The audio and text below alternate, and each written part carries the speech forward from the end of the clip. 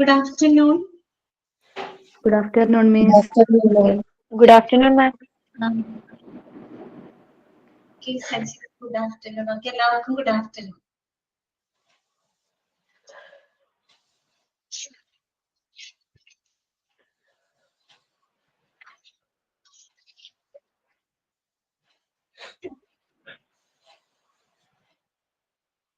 തുടങ്ങാം. അപ്പൊ നമുക്ക് ക്ലാസ് സ്റ്റാർട്ട് ചെയ്താലോ? ഓക്കെ ആണ് എല്ലാവരും? ഓക്കെ.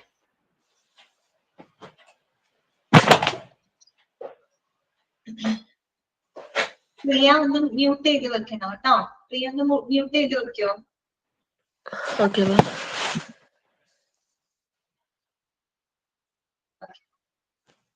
അപ്പൊ നമ്മള് കഴിഞ്ഞ ക്ലാസ്സിൽ നമ്മൾ പറഞ്ഞുകൊണ്ടിരുന്നത് എവിടെ വരെ പറഞ്ഞു നിർത്തി? നമ്മള് സ്റ്റോറേജ് ഓഫ് ഡ്രഗ്സ് വരെയാണ് പറഞ്ഞു നിർത്തിയത്. കംപ്ലീറ്റ് ആയിട്ടില്ല, തുടങ്ങി വെച്ചിട്ടുള്ളൂ. നമ്മള് ഡ്രഗ്സ് അല്ലെ, ഇൻജെക്റ്റിംഗ് ഒക്കെ പഠിച്ചു അല്ലെ. ഡ്രഗ് ഫോർമുലറി എന്താണ്, ഒരു ഡ്രഗ് ഫോർമുലറി എങ്ങനെയാണ് ഒരു ഡോക്ടറിനെ എന്താണ് സഹായിക്കുന്നത്, ഹെൽപ്ഫുൾ ആവുന്നത് എങ്ങനെയാണ്, പിന്നെ എന്തൊക്കെ കാര്യങ്ങൾ ബേസ് ചെയ്തുകൊണ്ടാണ് നമ്മള് ഡ്രഗ് ഫോർമുലറിക്കകത്ത് ഈ പറയുന്ന കമ്മിറ്റി മെഡിക്കേഷൻസിന് ഉൾപ്പെടുത്തുന്നത് അല്ലെ. ഡ്രഗ് ആൻഡ് തെറാപ്യൂട്ടിക് കമ്മിറ്റി അല്ലെ, കമ്മിറ്റിയുടെ ഫങ്ഷൻസുകളൊക്കെ നമ്മൾ പഠിച്ചു. പിന്നെ നമ്മൾ പറഞ്ഞത് ഇൻജെന്റിങ് ഓഫ് ഡ്രഗ്സ് ആണ് അല്ലെ, മരുന്നുകൾക്ക് ഇൻജെന്റ് കൊടുക്കുന്നത്. That means is the process of requesting for the supply of drugs അല്ലെ. മരുന്നുകൾ നമുക്ക് സപ്ലൈ ചെയ്യുന്നതിന് വേണ്ടിയിട്ട് നമ്മൾ റിക്വസ്റ്റ് ചെയ്യുന്ന ആ ഒരു പ്രോസസ്സിനെ നമ്മൾ ഇന്റന്റ് എന്നാണ് പറയുക അല്ലെ, ഇന്റന്റിങ് എന്നാണ്, ഇന്റന്റിങ് ഓഫ് ഡ്രഗ്സ് എന്നാണ് പറയുക കേട്ടോ. പിന്നെ നമ്മൾ അതിൽ ശ്രദ്ധിക്കേണ്ട കാര്യങ്ങളൊക്കെ പറഞ്ഞു അല്ലെ. എക്കണോമിക് ഓർഡർ ക്വാണ്ടിറ്റിയെ പറ്റിയിട്ട് നമ്മൾ പറഞ്ഞു. എന്താണ് എക്കണോമിക് ഓർഡർ ക്വാണ്ടിറ്റി, അത് ഫോളോ ചെയ്യണം അല്ലെ. പിന്നെ നമ്മൾ പറഞ്ഞു ഏതൊരു ഹോസ്പിറ്റലിലും 250 to 300 ഡ്രഗ്സ് ഉൾപ്പെടുന്ന ഒരു ഫോർമുലറി എല്ലാ ഹോസ്പിറ്റലിലും ഉണ്ടായിരിക്കണം അല്ലെ, അത് പറഞ്ഞു.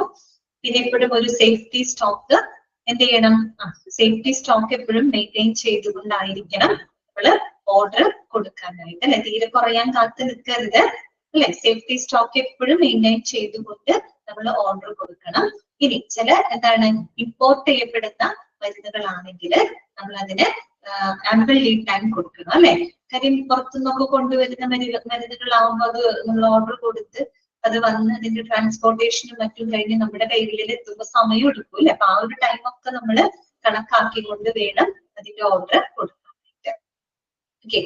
പിന്നെ നമ്മൾ പറഞ്ഞു നിർത്തിയിട്ട് ഒരു എന്താണ് ഫാർമസിയിൽ സൂക്ഷിക്കുന്ന റെക്കോർഡുകളും രജിസ്റ്ററുകളും ഏതൊക്കെയാണ് അല്ലെ, അതൊക്കെ നമ്മൾ പറഞ്ഞു. ബിൻ കാർഡ് എന്താന്ന് മനസ്സിലാക്കി. ഓക്കെ. പിന്നെ തുടങ്ങി വെച്ചത് സ്റ്റോറേജ് ഓഫ് ഡ്രഗ്സ് ആണ് അല്ലെ. ഓക്കെ. സ്റ്റോറേജ് ഓഫ് ഡ്രഗ്സ് നമ്മൾ പഠിക്കുമ്പോൾ അതില് ഡിഫറെന്റ് ടൈപ്സ് ഓഫ് ഡ്രഗ്സും കൂടെ നമ്മൾ അതിനകത്ത് പറഞ്ഞു പോകുന്നുണ്ട്. ഓരോ ഡിഫറെന്റ് ടൈപ്സ് ഓഫ് ഡ്രഗ്സും ഓരോ രീതിയിലാണ് നമ്മൾ സ്റ്റോർ ചെയ്ത് വെക്കുന്നത്. ഓക്കെ. അതിനകത്ത് ഫസ്റ്റ് നമ്മൾ പറഞ്ഞു ഇതൊക്കെയാണ് ഡിഫറെന്റ് ടൈപ്സ് ഓഫ് ഡ്രഗ്സ്. നമുക്ക് പഠിക്കാനുള്ളത് ഏതൊക്കെയാണ്?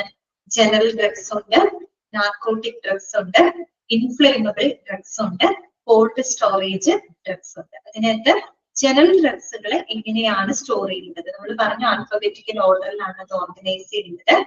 ഫിഫോ അല്ലെ, ഫിഫോ പ്രൊസീജിയർ ആണ് അവിടെ ഫോളോ ചെയ്യുന്നത്. ഫിഫോ എന്ന് പറഞ്ഞാൽ എന്താണ്? First in first out. അതുപോലെ ഷോർട്ട് എക്സ്പയറി ഡേറ്റ് ഉള്ള മരുന്നുകൾ ഫ്രണ്ടിലും ലോങ് എക്സ്പയറി ഡേറ്റ് ഉള്ള മരുന്നുകൾ ബാക്കിലായിട്ട് വേണം ഓർഗനൈസ് ചെയ്ത് വെക്കാനായിട്ട്. അതുപോലെ എക്സ്പയറി ഡേറ്റിന് മുൻപായിട്ട് തന്നെ മരുന്നുകൾ ഉപയോഗിച്ച് തീർക്കാം. എക്സ്പയർഡ് ആയിട്ടുള്ള മരുന്നുകൾ കൃത്യമായിട്ടുള്ള റൂൾസ് ആൻഡ് റെഗുലേഷൻസിന് അനുസരിച്ചുകൊണ്ട് ഡിസ്പോസ് ചെയ്യുക. കോമൺ ആയിട്ടുള്ള കുറച്ച് കാര്യങ്ങളാണ് അവിടെ പറഞ്ഞത്. ഓക്കെ. വായിച്ചു നോക്കിയിരുന്നോ? ഇത്രയും ഭാഗങ്ങളൊക്കെ എല്ലാവരും വായിച്ചോ? എളുപ്പമുള്ള കാര്യങ്ങളാണ് അല്ലെ. ഓക്കെ. ഇനിയിപ്പോ നമുക്ക് ബാക്കിയുള്ളത് നോക്കാം കേട്ടോ. നെക്സ്റ്റ് നോക്കാം. മ്യൂട്ട് ചെയ്യാണ് കേട്ടോ.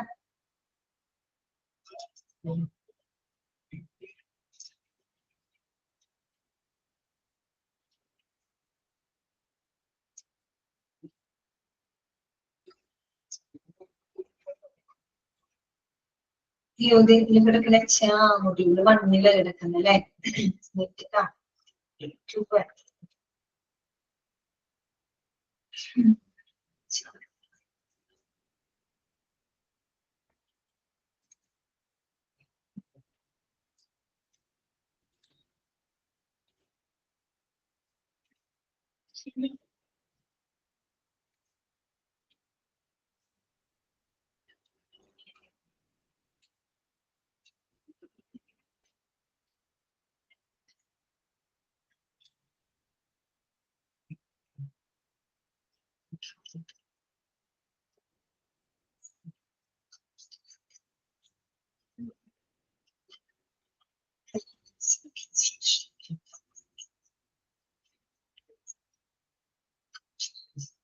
അടുത്ത ടൈപ്പ് ഓഫ് ഡ്രഗ്സ് എന്ന് പറയുന്നത് നാർക്കോട്ടിക് ഡ്രഗ്സ് ആണ് കേട്ടോ. ഇതാണ് നാർക്കോട്ടിക് ഡ്രഗ്സ് അല്ലെ. നാർക്കോട്ടിക് ഡ്രഗ്സ് എന്ന് പറയുമ്പോൾ അറിയാലോ, അതായത് നമ്മുടെ മനസ്സിനെ തളർത്തുന്നത്, മരവിപ്പിക്കുന്നതൊക്കെ ആയിട്ടുള്ള മരുന്നുകളെയാണ് നമ്മള് നാർക്കോട്ടിക് ഡ്രഗ്സ് എന്ന് പറയുന്നത്. ഓക്കെ, അപ്പൊ അത് ഡ്രഗ്സ് ആയിട്ട് ഉപയോഗിക്കാം, പിന്നെ അല്ലാത്ത രീതിയിലും ഉപയോഗിക്കുന്നുണ്ട് അല്ലെ. ഓക്കെ, അപ്പൊ നാർക്കോട്ടിക് ഡ്രഗ്സുകള് ഏത് രീതിയിലാണ് ഉപയോഗിക്കേണ്ടത്, അല്ലെങ്കിൽ എങ്ങനെയാണ് അതിന്റെ സ്റ്റോറേജും കാര്യങ്ങളും കേട്ടോ നോക്കാം. There should be different and special organization for the narcotic drugs like the morphine, pethidine and barbiturates കേട്ടോ. ഓക്കെ, അപ്പൊ ആ മോർഫിൻ, പെത്തിഡീൻ, ബാർബിറ്റുറേറ്റ്സ് എന്നൊക്കെ പറയുന്ന ഡ്രഗ്സിന്റെ അടിയിൽ ഒന്ന് അണ്ടർലൈൻ ചെയ്ത് വെച്ചോളൂ കേട്ടോ.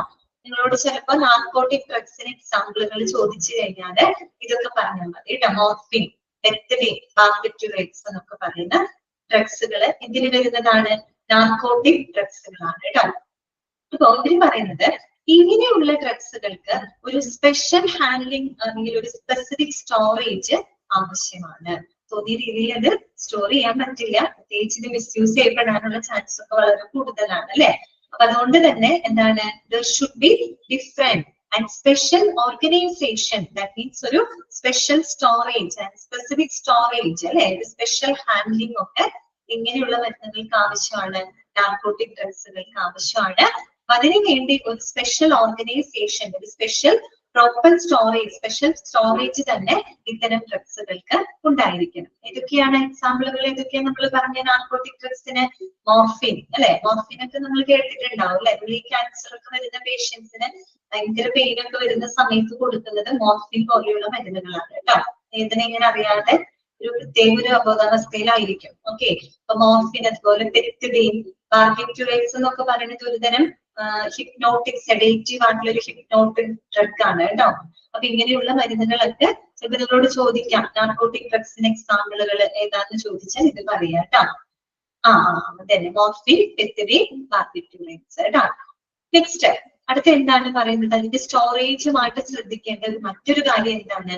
Precise recording should be maintained. അതാണ് precise recording that should be maintained. ഒരു കൃത്യമായിട്ടുള്ള ഒരു റെക്കോർഡ് അത് മെയിൻറ്റെയിൻ ചെയ്തിരിക്കണം അല്ലെ. ഇതിന് വേണ്ടിയിട്ടാണ് ടു മോണിറ്റർ ദ യൂസേജ് അല്ലെ. അതിന്റെ യൂസേജും അതിന്റെ സ്റ്റോറേജും ഒക്കെ കൃത്യമായിട്ട് മോണിറ്റർ ചെയ്യാനായിട്ട് ഇങ്ങനെയുള്ള മരുന്നുകളുടെ റെക്കോർഡ്, കൃത്യമായിട്ടുള്ള റെക്കോർഡുകൾ അവിടെ മെയിൻറ്റെയിൻ ചെയ്തിരിക്കണം. അതായത് മിസ്യൂസ് ഒക്കെ ചെയ്യപ്പെടാൻ ചാൻസ് ഉണ്ട്. ഓക്കെ, അതുകൊണ്ട് എന്ത് ചെയ്യണം? ഇങ്ങനെയുള്ള മരുന്നുകളുടെ കറക്റ്റ് ആയിട്ടുള്ള റെക്കോർഡ് അവിടെ മെയിൻറ്റെയിൻ ചെയ്തിരിക്കണം. അതിന്റെ യൂസേജും അതിന്റെ സ്റ്റോറേജ് ഒക്കെ മോണിറ്റർ ചെയ്യാനും ട്രാക്ക് ചെയ്യാനും ഒക്കെ വേണ്ടിയിട്ടാണ് അതിന്റെ റെക്കോർഡ് അവിടെ മെയിൻറ്റെയിൻ ചെയ്യണമെന്ന് പറയുന്നത്. പിന്നെന്താണ്? Always to be stored under lock and key. എപ്പോഴും ലോക്ക് ചെയ്ത് വെച്ച്, വളരെ സെക്യൂർലി ലോക്ക് ചെയ്ത് വെച്ച് വേണം ഇത്തരം മരുന്നുകളെ സ്റ്റോർ ചെയ്യാനായിട്ട്. ഇത്രയുള്ളൂ എന്നൊക്കെ പറയുന്നത് കേട്ടോ.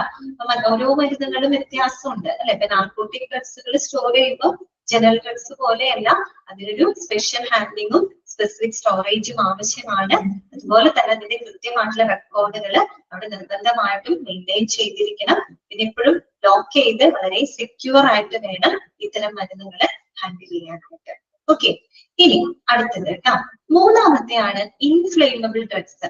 കുറച്ച് വളരെ സെൻസിറ്റീവ് ആയിട്ടുള്ള, പെട്ടെന്ന് തീ പിടിക്കുന്ന തരത്തിലുള്ള മരുന്നുകൾ, ലൈക്ക് ഇപ്പൊ സ്പിരിറ്റ്, അതുപോലെ തന്നെ നമ്മുടെ ഗേഷ്യസ് ആയിട്ടുള്ള ഡ്രഗ്സ് ഒക്കെ ഉണ്ടാവും. അനസ്തെറ്റിക് ഗ്യാസസ്, ഓക്കെ, സ്പിരിറ്റ് ഒക്കെ നമ്മൾ ഉപയോഗിക്കുന്നുണ്ടല്ലോ ഡ്രഗ്സ് ആയിട്ട്. ഡ്രഗ്സ് മീൻസ് നമ്മളിപ്പോ ഇഞ്ചക്ഷൻ ഒക്കെ എടുക്കാൻ മുമ്പായിട്ട് നമ്മുടെ ടിഷ്യൂ ഉപയോഗിച്ചൊക്കെ തുടക്കി സ്പിരിറ്റ് ഉപയോഗിച്ചല്ലേ. അപ്പൊ ഇതെന്നൊക്കെ പറഞ്ഞു കഴിഞ്ഞാല് ഇൻഫ്ലേമബിൾ ആയിട്ടുള്ള ഡ്രഗ്സുകളാണ്. അപ്പൊ ഇങ്ങനെയുള്ള മരുന്നുകള് ഇങ്ങനെ സൂക്ഷിക്കണം. അതിനും ഇതുപോലെ സെപ്പറേറ്റ് ആയിട്ടുള്ള ഒരു ഓർഗനൈസേഷൻ ആവശ്യമാണ്. Different enclosure to be made for easily kindle things like spirit, gases and chemicals കേട്ടോ. അപ്പൊ ഇങ്ങനെയുള്ള മരുന്നുകൾക്കൊക്കെ ആയിട്ട് ഡിഫറെന്റ് ആയിട്ട് സെപ്പറേറ്റ് ആയിട്ടുള്ള ഒരു ഓർഗനൈസേഷൻ അവിടെ ഉണ്ടായിരിക്കണം. സെപ്പറേറ്റ് ആയിട്ടുള്ള ഒരു ക്യാബിനറ്റ്, ഒരു സ്റ്റോറേജ് അതിന് വേണ്ടിയിട്ട് എന്ത് ചെയ്തിരിക്കണം, ഓർഗനൈസ് ചെയ്തിരിക്കണം. പിന്നെന്താണ്, നമ്മൾ അങ്ങനെ സ്റ്റോർ ചെയ്യുന്ന റൂം അല്ലെങ്കിൽ സ്റ്റോറേജ് ഫെസിലിറ്റിയിൽ എന്തൊക്കെ സൗകര്യങ്ങൾ ഉണ്ടായിരിക്കണം? Sufficient ventilation and fire fighting arrangements അല്ലെ. സഫീഷ്യന്റ് വെന്റിലേഷൻ, അത്യാവശ്യത്തിനുള്ളൊരു വെന്റിലേഷൻ സൗകര്യങ്ങൾ to pass the air flow അല്ലെ. ആ ഒരു എയർ ഫ്ലോ നല്ല രീതിയിൽ പാസ് ചെയ്യുന്നതിന് വേണ്ടിയിട്ട് ആവശ്യത്തിനുള്ള ഒരു വെന്റിലേഷനും fire fighting arrangements like extinguishers അല്ലെ, അഗ്നിശമന ക്രമീകരണങ്ങളും എല്ലാം തന്നെ ഉണ്ടായിരിക്കണം. അത് ഇൻഫ്ലേമബിൾ ഡ്രഗ്സ് ആണ്. എന്തെങ്കിലും അങ്ങനെ തന്നെ ഫയർ ഫൈറ്റിംഗ് റിസ്കുകളൊക്കെ വരികയാണെങ്കിൽ അതിനെ പ്രിവെന്റ് ചെയ്യാനായിട്ടുള്ള എക്സ്റ്റിങ്ക്യൂഷേഴ്സ് അല്ലെ, അഗ്നിശമന ഉപകരണങ്ങള്, അതുപോലെ ആവശ്യത്തിന് ഒരു വെന്റിലേഷൻ സൗകര്യങ്ങളൊക്കെ ഇത്തരം മരുന്നുകളുടെ സ്റ്റോറേജ് സ്പേസിൽ ഉണ്ടായിരിക്കണം.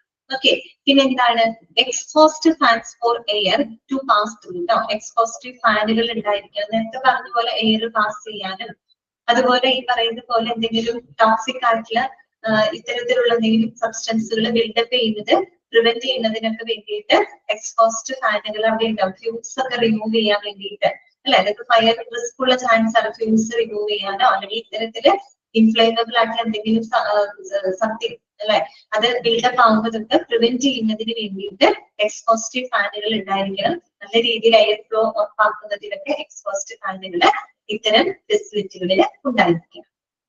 ഓക്കെ, കേട്ടോ. അതാണ് ഇൻഫ്ലേമബിൾ ഡ്രഗ്സിന്റെ സ്റ്റോറേജിൽ ശ്രദ്ധിക്കേണ്ട കാര്യങ്ങൾ. നാലാമത് വരുന്നതാണ് കോൾഡ് സ്റ്റോറേജ് ഡ്രഗ്സ്. അവിടെ കുറച്ച് ക്വസ്റ്റ്യൻസ് ഒക്കെ ചോദിക്കാൻ ചാൻസ് ഉള്ളൊരു ഭാഗമാണ് കേട്ടോ. അപ്പൊ നോക്കാം, the drugs such as antibiotics, vitamins, liver extracts that should be in store called room between, ഇവിടെ 15 ഡിഗ്രി സെന്റിഗ്രേഡ് എന്നാണ് കേട്ടോ. നമ്മുടെ ടെക്സ്റ്റിൽ കറക്റ്റ് അല്ലേ, ഇവിടെ നമ്മുടെ പെർസെന്റേജ് എന്നുള്ള സിമ്പിളാണ് എടുക്കുന്നത്. നിങ്ങളുടെ ഡിഗ്രി സെൽഷ്യസ് അല്ലേ എടുക്കുന്നത്. അപ്പോ എത്ര ഡിഗ്രി സെൽഷ്യസിലാണ്? 15 degree Celsius to 20 degree Celsius കേട്ടോ. അതൊന്നും അണ്ടർലൈൻ ചെയ്ത് വെച്ചേ. ആന്റിബയോട്ടിക്സ്, വിറ്റമിൻസ്, ലിവർ എക്സ്ട്രാക്ട് ഇങ്ങനെയുള്ള മരുന്നുകള്, ഇത്തരം ഡ്രഗ്സുകൾ നമ്മൾ കോൾഡ് സ്റ്റോറേജ് ആയിട്ട് വേണം സൂക്ഷിക്കാൻ അല്ലെ. എന്ന് പറഞ്ഞാല് അത് ഏത് ടെമ്പറേച്ചർ റേഞ്ചിലാണ് നമ്മൾ ഇത്തരം മരുന്നുകൾ സ്റ്റോർ ചെയ്യുന്നത്? 15 degree Celsius to 20 degree Celsius വരെയാണ്. അത്രയും ടെമ്പറേച്ചർ വരുന്നുള്ളൂ. ബാക്കി മുഴുവൻ തണുപ്പാണ് അല്ലെ. ഓക്കെ, അപ്പൊ 15 അതൊന്ന് നോട്ട് ചെയ്ത് വെക്കണം കേട്ടോ. ചിലപ്പോൾ നിങ്ങളോട് ചോദിക്കാം ആന്റിബയോട്ടിക്സ്, വിറ്റമിൻസ്, ലിവർ എക്സ്ട്രാക്ട്. ഈ 3 ആൾക്കാരാണ് കേട്ടോ. ആന്റിബയോട്ടിക്സ്, വിറ്റമിൻസ്, ലിവർ എക്സ്ട്രാക്ട് ഇങ്ങനെയുള്ള ഡ്രഗ്സുകള് എത്ര ടെമ്പറേച്ചർ റേഞ്ചിലാണ് നമ്മൾ സൂക്ഷിക്കേണ്ടത്?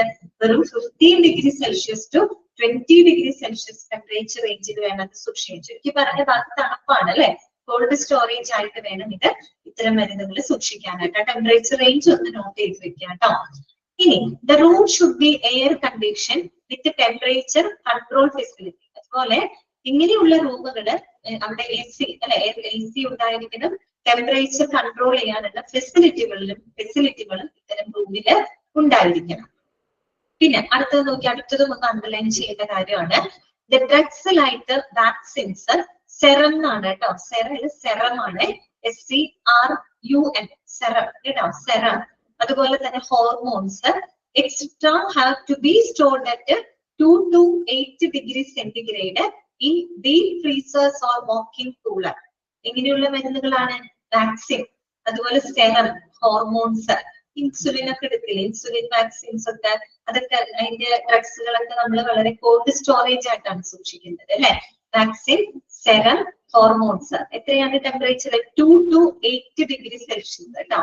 2 തൊട്ട് 8 ഡിഗ്രി സെൽഷ്യസ് വരെ എന്ന് വെച്ചാൽ അത്രയും തണുപ്പില് ഡീപ് ഫ്രീസ് ചെയ്ത് ആണ് ഇത്തരം മരുന്നുകൾ നമ്മൾ സൂക്ഷിക്കേണ്ടത്. That have to be stored at 2 to 8 degree celsius in deep freezers or walking cooler. Okay, ഇതാണ് കേട്ടോ. Drugs like vaccines, serum, hormones etcetera have to be stored at 2 to 8 degree celsius in deep freezers or walking cooler കേട്ടോ. Okay, അടുത്ത ചോദ്യം ഇതാണ്. Temperature ചോദ്യമല്ല, അടുത്ത point. Temperature exhibiting through dial thermometer and temperature charting. Okay, അതുപോലെ നമ്മൾ എപ്പോഴും ഇത്തരം റൂമുകളിൽ ഇങ്ങനെയുള്ള സ്പേസുകളിൽ നമ്മൾ ഡയൽ തെർമോമീറ്റർ ടെമ്പറേച്ചർ ചാർട്ടിംഗ് ഒക്കെ ഉപയോഗിച്ച് കൃത്യമായിട്ട് അവരുടെ ടെമ്പറേച്ചർ എപ്പോഴും എക്സിബിറ്റ് ചെയ്തുകൊണ്ടിരിക്കണം. കാര്യം കറക്റ്റ് ആയിട്ട് നമ്മൾ ആ ഒരു ടെമ്പറേച്ചർ മെയിൻറ്റെയിൻ ചെയ്തുകൊണ്ടാണ് ഇങ്ങനെയുള്ള മരുന്നുകളൊക്കെ സൂക്ഷിക്കേണ്ടത് അല്ലെ. കോൾഡ് സ്റ്റോറേജ് ആയിട്ട് സൂക്ഷിക്കുന്നത് കൊണ്ട് തന്നെ എന്ത് ചെയ്യണം, നമ്മുടെ ഡയൽ തെർമോമീറ്റർ അല്ലെങ്കിൽ ടെമ്പറേച്ചർ ചാർട്ടിംഗ് ഉപയോഗിച്ചുകൊണ്ട് ടെമ്പറേച്ചർ അവിടെ എപ്പോഴും എക്സിബിറ്റ് ചെയ്തിരിക്കണം. ഓക്കെ, മനസ്സിലായല്ലോ. അപ്പൊ ഏതൊക്കെ മരുന്നുകളാണ്? ആന്റിബയോട്ടിക്, വിറ്റമിൻ, ലിവർ എക്സ്ട്രാക്ട് ഒക്കെ 15 to 20 ഡിഗ്രി സെൽഷ്യസ്. അതിലും ഭയങ്കര തണുപ്പിൽ ഡീപ് ഫ്രീസ് ചെയ്ത് സൂക്ഷിക്കുന്ന മരുന്നുകളാണ് എന്ത്? വാക്സിൻ, ഹോർമോൺ, അതുപോലെ തന്നെ സെറം എന്നിവയൊക്കെ കേട്ടോ. മനസ്സിലായല്ലോ. ഇത്രയേ ഉള്ളൂ storage of drugs. Okay, clear ആണല്ലോ? ഓക്കെ ആണല്ലോ? ജസ്റ്റ് ഒന്ന് വായിച്ചു നോക്കിക്കോളൂ കേട്ടോ.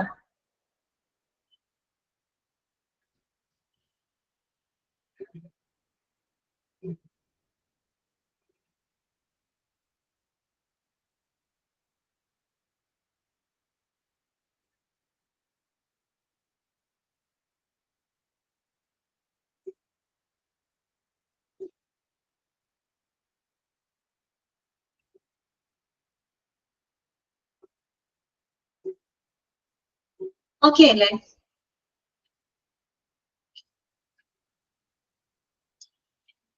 നെക്സ്റ്റ് നമുക്ക് നോക്കാനുള്ളത് മെഡിക്കേഷൻ പ്രൊസീജിയർ ആണ് കേട്ടോ. Medication method from IPD to the cabin or ward കേട്ടോ. അവിടെ ഉദ്ദേശിച്ച കാര്യം ഇത്രയേ ഉള്ളൂ.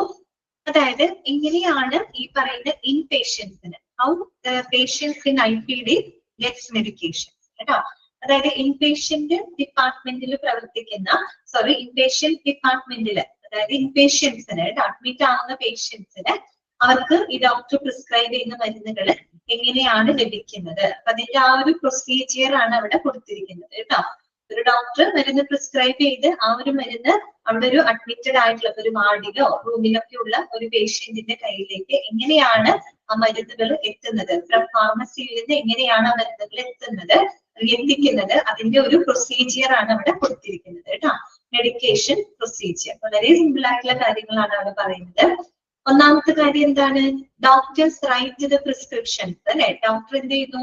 പ്രിസ്ക്രിപ്ഷൻ എഴുതുന്നു. പിന്നെയോ the nurses transcribe the prescription by electronic machines onto the HIS. Nurse എന്ത് ചെയ്യുന്നു? ഈ പ്രിസ്ക്രിപ്ഷന് entered into the system അല്ലെ, കമ്പ്യൂട്ടർ സിസ്റ്റത്തിനകത്തേക്ക് nurse എന്ത് ചെയ്യാണ്? Transcribe, that means entered into the system അല്ലെ, സിസ്റ്റത്തിലോട്ട് എൻട്രി ചെയ്യുന്നു അല്ലെ. ഇങ്ങനെയാ entered into the electronic systems onto the HIS. എന്താണ് HIS എന്ന് പറഞ്ഞു കഴിഞ്ഞാല്?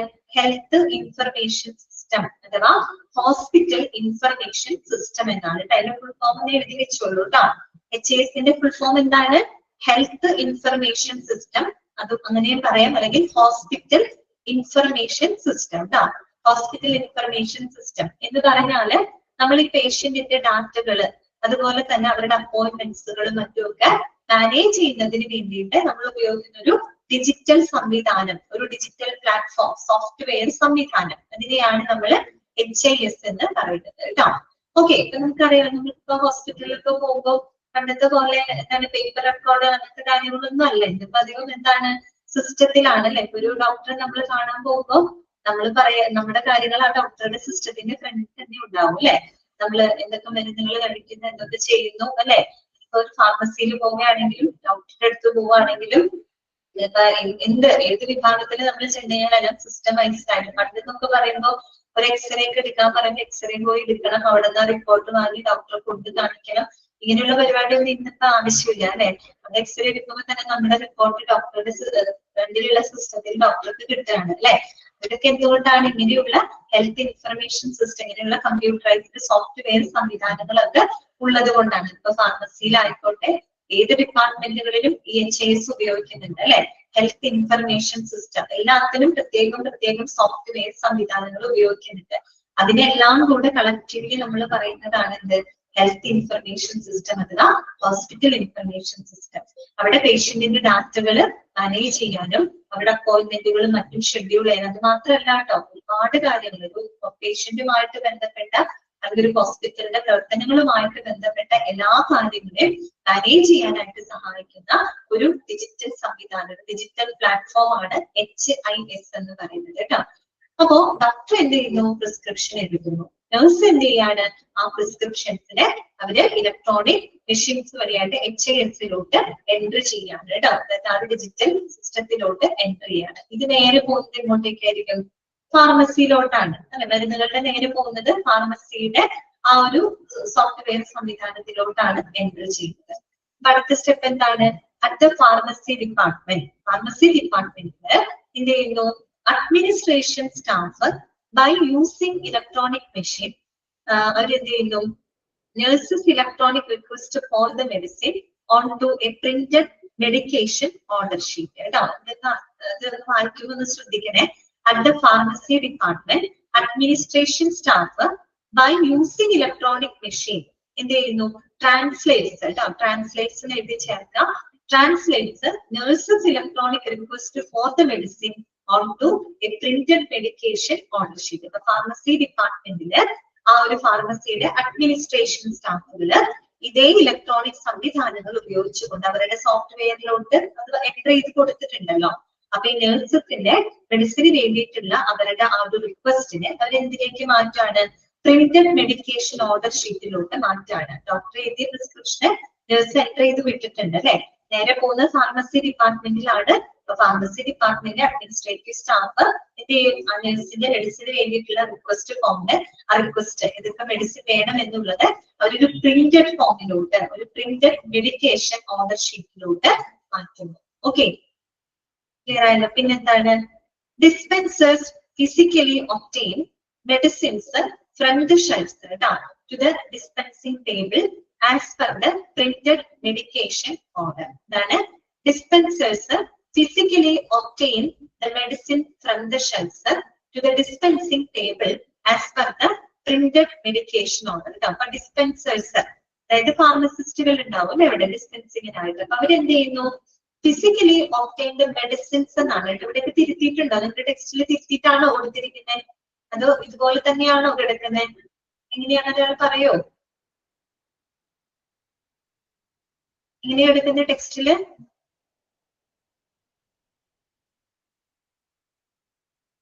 ഹലോ, ക്ലാസ്സിൽ ആരും ഇരിക്കുന്നില്ലേ? ഞാൻ ചോദിക്കുന്നത് കേൾക്കുന്നില്ലേ?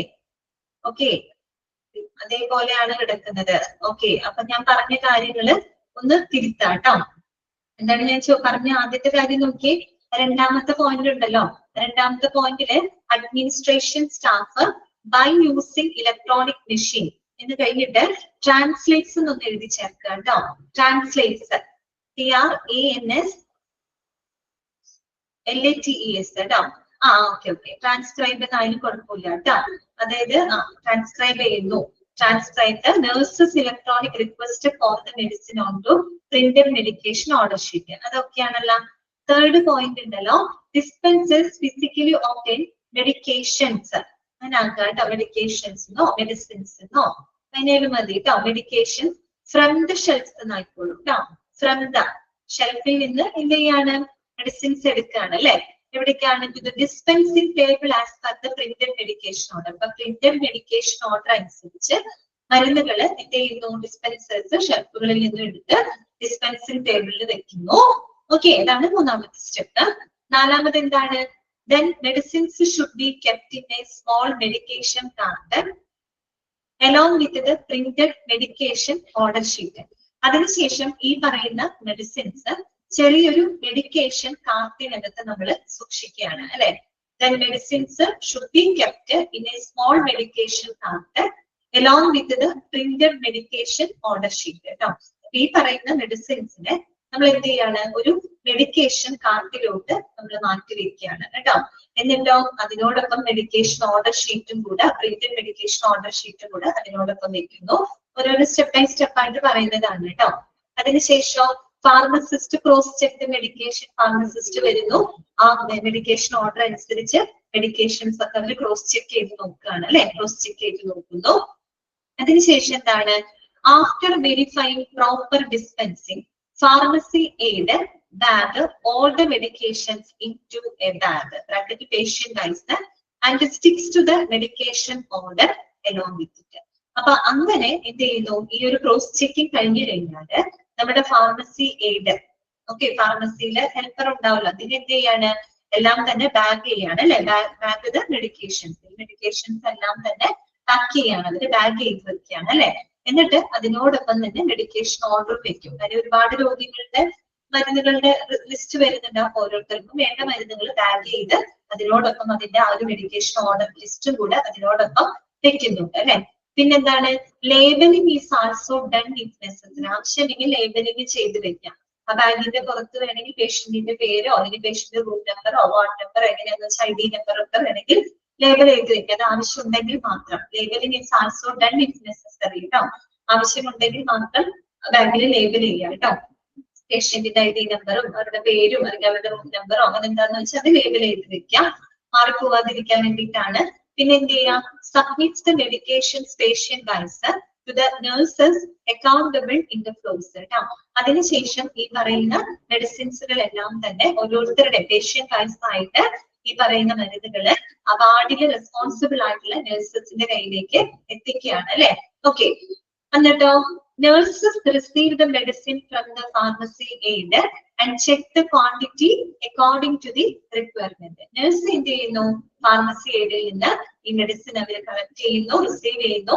അതിനുശേഷം അവര് നോക്കും അല്ലെ, അവരുടെ റിക്വയർമെന്റ്, അവരാണ് റിക്വസ്റ്റ് ചെയ്തത്, സോ അവരുടെ റിക്വയർമെന്റിന് അനുസരിച്ചിട്ടുള്ള കൃത്യമായിട്ടുള്ള ക്വാണ്ടിറ്റി ഉണ്ടോ എന്നുള്ളത് നഴ്സ് എന്ത് ചെയ്യാണ്, ചെക്ക് ചെയ്യാണ്.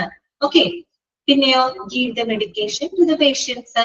പിന്നീട് അതിനുശേഷം പേഷ്യൻസിന് മരുന്നുകൾ ആര് കൊടുക്കുന്നു, നഴ്സസ് കൊടുക്കുന്നു. ഇതാണ് ഒരു മെഡിക്കേഷൻ പ്രൊസീജിയർ ആണ് കേട്ടോ. How the patients in the inpatient department എന്താണ് ഗെറ്റ് ദെയർ മെഡിസിൻസ് കേട്ടോ. ഡോക്ടർ നിന്ന് ആ മരുന്നൊക്കെ വളരെ സിമ്പിൾ ആയിട്ടുള്ള കാര്യമാണ് അല്ലെ. ഡോക്ടർ മരുന്ന് പ്രിസ്ക്രൈബ് ചെയ്യുന്നു, നഴ്സ് അത് ട്രാൻസ്ക്രൈബ് ചെയ്തിട്ട് HIS അതായത് ഇലക്ട്രോണിക് സിസ്റ്റത്തിലേക്ക് എൻട്രി ചെയ്ത് കൊടുക്കുന്നു. അത് നേരെ പോകുന്നത് ഫാർമസിയുടെ സോഫ്റ്റ്വെയർ സംവിധാനത്തിലോട്ടാണ്. ഫാർമസിയിൽ നിന്ന് അതിന്റെ അഡ്മിനിസ്ട്രേറ്റീവ് സ്റ്റാഫ് അതിനൊരു പ്രിന്റഡ് ആ ഒരു എന്താണ് മെഡിക്കേഷനെ ഒരു പ്രിന്റഡ് മെഡിക്കേഷൻ ഓർഡർ ഷീറ്റിലോട്ട് മാറ്റുന്നു.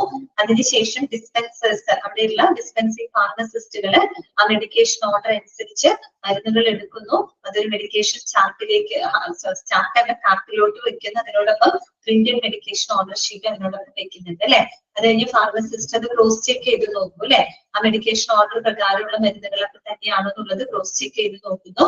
അതിനുശേഷം ഫാർമസി എയ്ഡ് അത് ബാഗ് ചെയ്ത് വെക്കുന്നു. ആവശ്യമുണ്ടെങ്കിൽ ലേബലിംഗ് അതിനോടൊപ്പം ചെയ്യാം. ഫാർമസി എയ്ഡ് അത് വാർഡിലെ റെസ്പോൺസിബിൾ നഴ്സിന്റെ കയ്യിലേക്ക് എത്തിക്കുന്നു. നഴ്സ് അത് സ്വീകരിച്ച് കൃത്യമായ റിക്വയർമെന്റിന് അനുസരിച്ചുള്ള ക്വാണ്ടിറ്റി ഉണ്ടോ എന്നുള്ളത് ചെക്ക് ചെയ്യുന്നു. അതിനുശേഷം പേഷ്യൻസിന് കൊടുക്കുന്നു. ഇങ്ങനെയാണ് ആ ഒരു മെഡിക്കേഷൻ പ്രൊസീജിയർ പോകുന്നത് കേട്ടോ. ഇനി നോട്ട് ചെയ്യേണ്ട മറ്റൊരു കാര്യം ഇതാണ്, check before making intent for patient in HIS. നമ്മൾ നേരത്തെ പറഞ്ഞല്ലോ, ഡോക്ടർ മരുന്ന് പ്രിസ്ക്രൈബ് ചെയ്യുമ്പോൾ നഴ്സ് എന്ത് ചെയ്യുന്നുണ്ട്, അത് ട്രാൻസ്ക്രൈബ് ചെയ്ത് നഴ്സ് അത് entered in to the HIS അല്ലെ, ഈ പറയുന്ന ഇലക്ട്രോണിക് സിസ്റ്റത്തിലോട്ട് എൻറ്റർ ചെയ്ത് വിടുന്നുണ്ട്. അങ്ങനെ എൻറ്റർ ചെയ്യുന്നതിന് മുൻപായിട്ട് കുറച്ച് കാര്യങ്ങൾ അവിടെ ചെക്ക് ചെയ്യുന്നുണ്ട്. Check before making intent for the patients in HIS. HISലോട്ട് നഴ്സാണത് എൻറ്റർ ചെയ്യുന്നത് അല്ലെ. അപ്പൊ നഴ്സ് ആ പ്രിസ്ക്രിപ്ഷൻ എൻറ്റർ ചെയ്യുന്നതിന് മുമ്പായിട്ട് അവര് ചെക്ക് ചെയ്യേണ്ട ചില കാര്യങ്ങളുണ്ട്. എന്തൊക്കെ കാര്യങ്ങളാണ് ചെക്ക് ചെയ്യേണ്ടത്, നോട്ട് ചെയ്ത് വെക്കാം കേട്ടോ. നിങ്ങളോട് ചോദിക്കാം. ഓക്കെ, എന്തൊക്കെ ചെക്ക് ചെയ്യണം? പേഷ്യന്റ് ID നമ്പർ, പേഷ്യന്റിന്റെ ID നമ്പർ, അതായത് അവരുടെ UHID നമ്പർ ഉണ്ടാവല്ലോ, ഹോസ്പിറ്റൽ ID നമ്പർ, അത് കൃത്യമായിട്ട് ചെക്ക് ചെയ്യണം. മാറിപ്പോവരുതല്ലോ, ഒരുപാട് പേഷ്യൻസ് ഒക്കെ ഉള്ളതല്ലേ. പിന്നെന്താണ്, പേഷ്യന്റ് ബെഡ് നമ്പർ അല്ലെ, പേഷ്യന്റിന്റെ ബെഡ് നമ്പർ ചെക്ക് ചെയ്യണം. പേഷ്യന്റ് നെയിം, പേഷ്യന്റിന്റെ പേര്, അതുപോലെ dose and dosage form written in prescription. പ്രിസ്ക്രിപ്ഷനിൽ ഡോക്ടർ എഴുതിയിരിക്കുന്ന ഡോസേജ് അത് കറക്റ്റ് ആയിട്ട് എൻറ്റർ ചെയ്യണം. എത്ര ഡോസിലാണ് വേണ്ടത് എന്നുള്ളത് കറക്റ്റ് ആയിരിക്കണം. പിന്നെ store in advance medicine in patient cabinet. അതുപോലെ തന്നെ നമ്മളെപ്പോഴും ആ റിക്വയർമെന്റ് വരുന്ന സമയത്തല്ല, അതിനു മുൻപായിട്ട് തന്നെ ആ രോഗിക്ക് ആവശ്യമായിട്ടുള്ള മരുന്നുകൾ നമ്മൾ അഡ്വാൻസ് ആയിട്ട് തന്നെ എന്ത് ചെയ്തിരിക്കണം, സ്റ്റോർ ചെയ്തിരിക്കണം. അത് തീരുമ്പോ ആ ആവശ്യ സമയത്ത് ഓടിപ്പോയി നമ്മൾ ഇന്നറ്റ് കൊടുക്കുകയല്ല വേണ്ടത്. രോഗിയാണ് അവർ കഴിച്ചുകൊണ്ടിരിക്കുന്ന മരുന്നുകൾ ഉണ്ടാവില്ല, അപ്പൊ അവർക്ക് വേണ്ട മരുന്നുകൾ അവരുടെ റിക്വയർമെന്റിന് ആവശ്യമായിട്ടുള്ള അത്യാവശ്യ മരുന്നുകൾ അഡ്വാൻസ് ആയിട്ട് തന്നെ സ്റ്റോർ ചെയ്ത് വെക്കണം കേട്ടോ. അതിനുശേഷമാണ് ഇന്റന്റ് കൊടുക്കേണ്ടത്. നമ്മൾ നേരത്തെ ഇന്റന്റ് കൊടുക്കുമ്പോൾ പറയും എപ്പോഴും സേഫ്റ്റി സ്റ്റോക്ക് കരുതിയിട്ട് വേണം ഇന്റന്റ് കൊടുക്കാൻ എന്നതുപോലെ തന്നെയാണ് ഒരു പേഷ്യന്റിന്റെ റിക്വയർമെന്റിന്റെ അത്യാവശ്യമുള്ള മരുന്നുകൾ അഡ്വാൻസ് ആയിട്ട് തന്നെ നമ്മൾ സ്റ്റോർ ചെയ്ത് വെക്കണം കേട്ടോ. സ്റ്റോർ ചെയ്ത് വെച്ചിട്ട് വേണം നമ്മൾ എപ്പോഴും ആ മരുന്നിന് ഇന്റന്റ് കൊടുക്കാനായിട്ട്. തീർന്നതിന് ശേഷം ഇന്റന്റ് കൊടുക്കല്ല ചെയ്യുന്നത് കേട്ടോ. പിന്നെ എന്താണ് ലാസ്റ്റ് ഇന്റന്റ് റിസീപ്റ്റ് പേപ്പർ. അത് വേറെ ഒന്നുമല്ല, നമ്മൾ ഇന്റന്റ് കൊടുക്കുന്നതിന്റെ മറ്റും റിസീപ്റ്റും കാര്യങ്ങളും അതുപോലെ മരുന്നുകൾ നമ്മൾ റിസീവ് ചെയ്യുന്നതിന്റെ റിസീപ്റ്റും കാര്യങ്ങളൊക്കെ കൃത്യമായിട്ട് എന്ത് ചെയ്യണം, മെയിൻറ്റെയിൻ ചെയ്യണം കേട്ടോ. പ്രോപ്പർ ആയിട്ട് ഇന്ന സമയത്ത് നമ്മൾ ഇന്റന്റ് കൊടുക്കുന്നതിന്റെയും ഇന്റന്റ് കൊടുത്ത് നമ്മൾ മരുന്ന് വാങ്ങുന്നതിന്റെയും മറ്റും റിസീപ്റ്റും കാര്യങ്ങളൊക്കെ കൃത്യമായിട്ട് കീപ്പ് ചെയ്യണം കേട്ടോ. ഓക്കെ, ഇത്രയും കാര്യങ്ങളാണ്. ഇത് എന്ത് ചെയ്യുമ്പോൾ ശ്രദ്ധിക്കേണ്ട കാര്യങ്ങളാണ്. അതായത് നമ്മൾ ചെയ്തതിലോട്ട് ഈ നഴ്സ് അത് എൻട്രി ചെയ്യുമല്ലോ, വിവരങ്ങൾ എൻട്രി ചെയ്യുന്നതിന് മുൻപായിട്ട് ഈ കാര്യങ്ങളൊക്കെ നോട്ട് ചെയ്ത് ഓക്കെ ആണെന്ന് വരുത്തണം. മരുന്നൊന്നും മാറിപ്പോകരുത്, ഡോസേജ് മാറിപ്പോകരുത്. അപ്പൊ പേഷ്യന്റ് ID നമ്പറും ബെഡ് നമ്പറും പേര്, എത്ര ഡോസ് ആണ്, അതുപോലെ തന്നെ അവര് എന്താ പറയാ നമ്മൾ കൊടുക്കുന്ന ഇന്റന്റിന്റെ ഒക്കെ ഒരു പ്രൂഫ് എന്ന രീതിയിലുള്ള എല്ലാ റെസിപ്റ്റുകളും കാര്യങ്ങളും എപ്പോഴും സൂക്ഷിക്കണം. അതിനുശേഷം മാത്രമേ എന്ത് ചെയ്യാൻ പാടുള്ളൂ, HSലോട്ട് എൻറ്റർ ചെയ്യാനായിട്ട് പാടുള്ളൂ. ഓക്കെ, ക്ലിയർ ആയോ? പറഞ്ഞ കാര്യങ്ങള് മനസ്സിലായോ? ഓക്കെ, അടുത്തത് വരുന്നത് ഫിനാൻസസ് ആണ് കേട്ടോ. അതിന് വേറൊന്നും അല്ല പറയുന്നത്, നമ്മുടെ ഒരു ഹോസ്പിറ്റൽ, ഫാർമസീനെ എടുത്ത് പറയുന്നില്ല, പൊതുവെ നമ്മുടെ ഒരു ഹോസ്പിറ്റലിലേക്കുള്ള ഫിനാൻഷ്യൽ സോഴ്സസ് എന്തൊക്കെയാണ് എന്നുള്ളതാണ് കേട്ടോ. ജനറൽ ആയിട്ടുള്ള കാര്യമാണ്. ഒന്നാമത്തെ കാര്യം, പ്രൈമറി സോഴ്സ് എന്താണ്? Charge got from the patient. ഒന്ന് അണ്ടർലൈൻ ചെയ്ത് വെക്കുക കേട്ടോ. അതായത് ഒരു primary financial source for the hospital ആയിക്കോട്ടെ, ഫാർമസി ആയിക്കോട്ടെ, ഏത് ഡിപ്പാർട്ട്മെന്റ് ആയിക്കോട്ടെ, എന്താണ് പ്രൈമറി സോഴ്സ് ഓഫ് ഫിനാൻസ് എന്ന് പറയുന്നത്? ഇത് തന്നെയാണ്, it is the charge got from the patient. പേഷ്യന്റിൽ നിന്ന് ലഭിക്കുന്ന പേയ്മെന്റ് തന്നെയാണ് ഒരു ഹോസ്പിറ്റലിന് അല്ലെങ്കിൽ ഒരു ഫാർമസിക്ക് ലഭിക്കുന്ന അവരുടെ പ്രൈമറി സോഴ്സ് ഓഫ് ഫിനാൻസ് എന്ന് പറയുന്നത് എന്ത് തന്നെയാണ്? That is the charge got from the patient. നമ്മൾ കൊടുക്കുന്ന ഹെൽത്ത് കെയർ സേവനങ്ങൾക്ക് അവരിൽ നിന്ന് നമ്മൾ ഈടാക്കുന്ന, അവര് നമുക്ക് നൽകുന്ന പേയ്മെന്റ്, അത് തന്നെയാണ് ഇനീഷ്യൽ ആയിട്ടുള്ള ഫിനാൻഷ്യൽ റിസോഴ്സ് എന്ന് പറയുന്നത്. എല്ലാവർക്കും അറിയാമോ? പിന്നെന്താണ്? Charges got by the patients are either fully paid by himself or from the third party. അപ്പൊ ചിലപ്പോ ഈ പറയുന്ന പേയ്മെന്റ് ചാർജസ് ഒന്നുകിൽ പേഷ്യന്റ്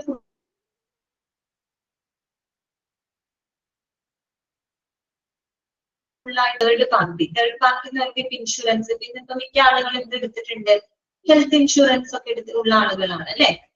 അപ്പൊ തേർഡ് പാർട്ടി മീൻസ് ഇൻഷുറൻസ് കമ്പനികളോ അല്ലെങ്കിൽ മറ്റേ ഗവൺമെന്റ് സ്കീമൊക്കെ ഉണ്ടല്ലോ, ഗവൺമെന്റ് പ്രോഗ്രാമിലൂടെ അല്ലെങ്കിൽ എന്തെങ്കിലും ചാരിറ്റബിൾ ഓർഗനൈസേഷൻ ത്രൂ ആയിട്ടൊക്കെ എന്ത് ലഭിക്കാം? പേയ്മെന്റ് ലഭിക്കാം അല്ലെ. പേഷ്യന്റ് തന്നെ സ്വന്തം കയ്യിൽ നിന്ന് എടുത്ത് ചെലവാക്കുന്ന ആളുകളുണ്ട്. അതല്ലാതെ ഇപ്പൊ ഒരു ഹെൽത്ത് ഇൻഷുറൻസും കാര്യങ്ങളൊക്കെ എടുത്തിട്ടുണ്ടെങ്കിൽ ഗവൺമെന്റ് ഹെൽത്ത് ഇൻഷുറൻസ് സ്കീമിന്റെ ഭാഗമൊക്കെ ആണെങ്കിൽ അവർക്ക് ഇങ്ങനെയുള്ള ഇൻഷുറൻസ് കമ്പനി ആയിരിക്കും അത് പേ ചെയ്യുന്നുണ്ടാവും. ഇൻഷുറൻസ് കമ്പനികളോ അല്ലെങ്കിൽ എന്തെങ്കിലും ഗവൺമെന്റ് പ്രോഗ്രാംസിലൂടെ അല്ലെങ്കിൽ ചാരിറ്റബിൾ ഓർഗനൈസേഷനിലൂടെ ഒക്കെ എന്ത് ലഭിക്കാം? ഈ പറയുന്ന പേയ്മെന്റുകൾ ലഭിക്കാവുന്നതാണ്. ഓക്കെ, പിന്നെ പറയുന്നത് റിസർച്ച് വർക്കാണ് കേട്ടോ. ഗവേഷണ പ്രവർത്തനങ്ങളുടെ ഭാഗമായിട്ട് അതിനും ഫണ്ടിങ്ങും കാര്യങ്ങളൊക്കെ കൊടുക്കും. അതും എന്താണ്? ഒരു ഫിനാൻഷ്യൽ റിസോഴ്സ് ആണ്. ഇപ്പൊ ചില ഹോസ്പിറ്റലിലൊക്കെ എന്താണ് ഈ പറയുന്ന റിസർച്ചുകളൊക്കെ നടത്തും അല്ലെ. റിസർച്ചുകളൊക്കെ നടത്തുമ്പോൾ ചിലപ്പോൾ ഗവൺമെന്റ് ആവാം അല്ലെങ്കിൽ വലിയ വലിയ കോർപ്പറേറ്റ് കമ്പനികളൊക്കെ അതിന് വേണ്ടി ഫണ്ട് ചെയ്യും അല്ലെ. ഫണ്ട് ചെയ്യും, ഗ്രാന്റ് അനുവദിക്കാറൊക്കെ ഉണ്ട്. അപ്പൊ ഈ ഗ്രാന്റ് അനുവദിക്കലും ഫണ്ടിങ് എന്നൊക്കെ പറയുന്നതും ഒരു എന്താണ് അവർക്ക് ലഭിക്കുന്ന ഒരു ഫിനാൻഷ്യൽ സപ്പോർട്ട് തന്നെയാണ് അല്ലെ.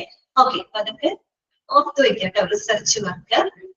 പിന്നെ എന്താണ്? ഇൻവെസ്റ്റഡ് എൻഡോമെന്റ് ഫണ്ട് കേട്ടോ. Invested endowment fund. എന്താണ് എൻഡോമെന്റ് ഫണ്ട് എന്ന് ഉദ്ദേശിക്കുന്നത് നോക്കിയേ, അവിടെ എഴുതിയിട്ടുണ്ട്. The endowment funds are funded mainly through donations. എല്ലാം ചെയ്യാട്ടോ. Endowment funds are funded mainly through donations. നമുക്ക് ഡൊണേഷൻസിലൂടെ ശരിക്കും പറഞ്ഞാൽ അതൊരു എന്താണ് കോൺട്രിബ്യൂഷൻസ് ആയിട്ടൊക്കെ നമുക്ക് ലഭിക്കുന്ന സംഭാവനകൾ അല്ലെ. അതാണ് എന്ത് എൻഡോമെന്റ് ഫണ്ട് എന്ന് പറയുന്നത് അല്ലെ. The funds have specific policies that concerns investments, withdrawal and usage of the funds. പിന്നെ വേറൊരു കാര്യമുണ്ട്, എൻഡോമെന്റ് ഫണ്ട് എന്ന് പറഞ്ഞാൽ നമുക്ക് കോൺട്രിബ്യൂഷൻസിലൂടെ ഡൊണേഷൻസിലൂടെ ലഭിക്കുന്ന അത്തരം സംഭാവനകളാണ് അല്ലെ എൻഡോമെന്റ് ഫണ്ട് എന്ന് പറയുന്നത്. പക്ഷെ ഒരു കാര്യമുണ്ട്, ഇങ്ങനെയുള്ള എൻഡോമെന്റ് ഫണ്ടുകൾ അത് ഇൻവെസ്റ്റ് ചെയ്യുന്നതിനായാലും അതുപോലെ അത് ഉപയോഗപ്പെടുത്തുന്നതിനാണ് പിന്നെ അത് വിത്ത്ഡ്രോ ചെയ്യുന്നതിനായിട്ടും കൃത്യമായിട്ടുള്ള പോളിസികളും പ്രൊസീജിയറുകളും ഉണ്ട്. തോന്നിയ രീതിയിലൊന്നും അങ്ങനെ എടുത്ത് ഉപയോഗിക്കാൻ പറ്റില്ല.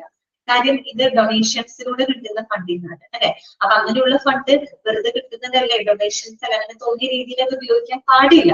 അത് ഇൻവെസ്റ്റ് ചെയ്യുന്നതിനും അതിൽ നിന്ന് വിത്ത്ഡ്രോ ചെയ്യുന്നതിനാണെങ്കിലും അത് ഉപയോഗപ്പെടുത്തുന്നതിനാണെങ്കിലും കൃത്യമായിട്ടുള്ള പോളിസികളും പ്രൊസീജിയറുകളും ഉണ്ട്. അതിനനുസരിച്ചുകൊണ്ട് മാത്രമേ ആ ഒരു ഫണ്ടുകള് ഉപയോഗപ്പെടുത്താനായിട്ട് പാടുള്ളൂ. ഓക്കെ, ഇതാണ് അവിടെ പറഞ്ഞിരിക്കുന്നത് കേട്ടോ. പിന്നെന്താണ് പറയുന്നത്, gifts contributions towards the general functional expenses. ഇതൊക്കെ ഫിനാൻഷ്യൽ സപ്പോർട്ടാണ് അല്ലെ. ഒരു ഹോസ്പിറ്റലിന്റെ ജനറൽ ഫങ്ഷണൽ എക്സ്പെൻസസിനായിട്ട് നമ്മൾ കൊടുക്കുന്ന കോൺട്രിബ്യൂഷൻസ്, ഗിഫ്റ്റുകള്, അതൊക്കെ ഒരു ഫിനാൻഷ്യൽ സപ്പോർട്ടാണ് അല്ലെ. അതായത് ഒരു ഹോസ്പിറ്റലിന്റെ ജനറൽ ഫങ്ഷണൽ എക്സ്പെൻസ് എന്ന് പറയുമ്പോൾ ഒരു ഹോസ്പിറ്റലിലെ എന്താണ് ഡേ ടു ഡേ ഓപ്പറേഷൻസുകള് അല്ലെങ്കിൽ ആ ഹോസ്പിറ്റലിൽ നടത്തിപ്പിനൊക്കെ ആയിട്ട് വരുന്ന ജനറൽ ഫങ്ഷണൽ എക്സ്പെൻസസ്, ലൈക്ക് ഇപ്പം സാലറി അല്ലെ, സ്റ്റാഫുകൾക്ക് സാലറി കൊടുക്കാം, ബെനിഫിറ്റ്സുകൾ കൊടുക്കാം, ചിലപ്പോൾ റെന്റ് ആവാം, മറ്റു യൂട്ടിലിറ്റീസ് ആവാം, അല്ലെങ്കിൽ ഹോസ്പിറ്റൽ എക്യുപ്മെന്റ്സ് ആവാം, സപ്ലൈസ് ആയിരിക്കാം അല്ലെ. അതുപോലെ തന്നെ അഡ്മിനിസ്ട്രേറ്റീവ് കോസ്റ്റുകൾ, ഇതൊക്കെ എന്താണ് ഒരു ഹോസ്പിറ്റലിനെ സംബന്ധിച്ച് പൊതുവായിട്ട് വരുന്ന അവരുടെ ഫങ്ഷണൽ എക്സ്പെൻസുകളാണ് അല്ലെ. അപ്പൊ അത്തരം എക്സ്പെൻസുകൾക്കായിട്ട് ലഭിക്കുന്ന ചിലപ്പോൾ ഗിഫ്റ്റുകളായിരിക്കാം, കോൺട്രിബ്യൂഷൻസ് ആയിരിക്കാം അല്ലെ. ചില ആൾക്കാരുടെ ചില മിഷനറീസ് ഒക്കെ കോൺട്രിബ്യൂട്ട് ചെയ്യും, പൈസ കോൺട്രിബ്യൂട്ട് ചെയ്യുന്ന ആളുകളൊക്കെ ഉണ്ട് അല്ലെ. വലിയ വലിയ കമ്പനികൾ അങ്ങനെയൊക്കെ ചെയ്യുന്ന ആളുകളുണ്ട്. അപ്പൊ അതൊക്കെ എന്താണ് ഒരു ഹോസ്പിറ്റലിന് ലഭിക്കുന്ന ഫിനാൻഷ്യൽ സപ്പോർട്ടാണ്. ഓക്കെ, വേറെ ഒന്നുമില്ല എന്നത്തെ പറയുന്ന കാര്യങ്ങൾ. അപ്പൊ എന്തായാലും പ്രൈമറി സോഴ്സ് ഓഫ് ഫിനാൻസ് എന്ന് പറഞ്ഞാൽ ഇത് തന്നെയാണ്, charge cost from the patient ആണ്. അതൊരു പേഷ്യന്റ് ഒന്നുകിൽ തന്റെ പേരിൽ സ്വന്തമായിട്ട് ഫുൾ എമൗണ്ട് സെറ്റിൽ ചെയ്യാം, അല്ലെങ്കിൽ അവരുടെ ഇൻഷുറൻസ് കമ്പനി തേർഡ് പാർട്ടി മുഖേന അത് സെറ്റിൽ ചെയ്യാം. പിന്നെ റിസർച്ച് വർക്കിന് ഫണ്ടിന് ഗ്രാന്റ് അനുവദിക്കുന്നുണ്ട്, അതും ഒരു ഫിനാൻഷ്യൽ സപ്പോർട്ടാണ്. പിന്നെ ഇൻവെസ്റ്റ്മെന്റ് എൻഡോമെന്റ് ഫണ്ട് എന്ന് വെച്ചാൽ കോൺട്രിബ്യൂഷനിലൂടെ, ഡൊണേഷൻസിലൂടെ നമുക്ക് ചാരിറ്റിയുടെ ഒക്കെ ഭാഗമായിട്ട് നമുക്ക് ഡൊണേഷൻസിലൂടെ ലഭിക്കുന്ന ഫണ്ടുകളെയാണ് എൻഡോമെന്റ് ഫണ്ട് എന്ന് പറയുന്നത്. പക്ഷെ ഇത്തരം ഫണ്ടുകൾ ഉപയോഗിക്കുന്നതിനും അതിന് കൃത്യമായിട്ടുള്ള പോളിസികളും പ്രൊസീജിയറുകളും ഉണ്ട്. പിന്നെ ഒരു ഹോസ്പിറ്റലിന്റെ പൊതുവായിട്ടുള്ള ഫങ്ഷണൽ എക്സ്പെൻസിനായിട്ട് ലഭിക്കുന്ന ഗിഫ്റ്റുകള്, കോൺട്രിബ്യൂഷൻസ്, അതും ഒരു ഫിനാൻഷ്യൽ സപ്പോർട്ടാണ്. ഓക്കെ, ക്ലിയർ ആണല്ലോ, മനസ്സിലായോ? അടുത്തത് നെക്സ്റ്റ് നമുക്ക് നോക്കാനുള്ളത് പ്രോബ്ലംസ് ഓഫ് ഫാർമസി സർവീസസ് കേട്ടാ. ഇതൊക്കെ ക്വസ്റ്റ്യൻസ് വരാവുന്ന ഒരു ഭാഗങ്ങളാണ്. Problems of pharmacy services point ആയിട്ട് തന്നെ അവിടെ കൊടുത്തിട്ടുണ്ട്. ആ പോയിന്റ് ആയിട്ട് തന്നെ നമ്മൾ പഠിച്ചാൽ മതി കേട്ടോ. ഒരു ഫാർമസി സേവനങ്ങളുമായിട്ട് ബന്ധപ്പെട്ട് വരുന്ന പ്രശ്നങ്ങള് അല്ലെങ്കിൽ ഒരു ഫാർമസിക്ക് ഫേസ് ചെയ്യേണ്ടത്, ഫാർമസി സർവീസസിന് അവര് അഡ്രസ് ചെയ്യുന്ന പ്രോബ്ലംസുകള് അല്ലെങ്കിൽ അവർ ഫേസ് ചെയ്യുന്ന ചാലഞ്ചസുകള് എന്തൊക്കെയാണ്? എന്തൊക്കെ പ്രോബ്ലംസുകളാണ്? 6 പോയിന്റുകളുണ്ട് അല്ലെ. ഫസ്റ്റ് പോയിന്റ് എന്താണ്? പിൽഫറേജ്. പിൽഫറേജ് എന്താണ്? തെഫ്റ്റ് ആണ് കേട്ടോ, കളവ്, മോഷണം, അതിനെയാണ് നമ്മള് പിൽഫറേജ് എന്ന് പറയുന്നത് കേട്ടോ. അർത്ഥറിയാത്തവർ എഴുതി വെക്കണോ കേട്ടോ, അറിയാവുന്നവരൊന്നും എഴുതണ്ട, അറിയാത്തവരുണ്ടെങ്കിൽ എഴുതി വെക്കണോ കേട്ടോ. പിൽഫറേജ് മീൻസ് എന്താണ്? തെഫ്റ്റ് ആണ് കേട്ടോ, കളവ് അല്ലെങ്കിൽ മോഷണം എന്നാണ് കേട്ടോ. ഓക്കെ, അതൊരു വലിയ പ്രശ്നമാണ്.